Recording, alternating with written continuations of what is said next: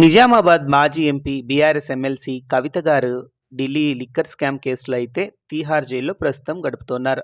దాదాపుగా ఆవిడ జైలుకెళ్ళి 120 రోజుల పైనే కావస్తుంది. అంటే 3, 4 నెలలు దాదాపు అవుతుంది. ఇప్పటికి కూడా ఆవిడకు బెయిల్ రాకపోవడంతో బీఆర్ఎస్ వర్గాల్లో, అలాగే తెలంగాణ రాష్ట్ర మాజీ ముఖ్యమంత్రి కేసీఆర్ కూడా మదన పడుతున్నట్లు మనమైతే మీడియాలో చూస్తున్నాం. ఇంతకీ కవిత గారికి బెయిల్ వస్తుందా రాదా అన్నది ఇప్పుడు చాలా ఆసక్తికరంగా మారినటువంటి అంశం.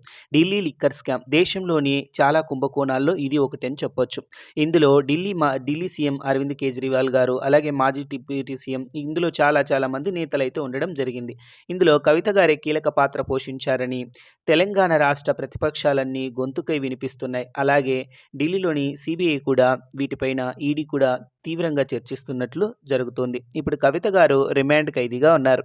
మరి కవిత గారు బయటికొస్తారా, లేకపోతే జైలు శిక్ష అనుభవిస్తారన్నది వేచి చూడాలి.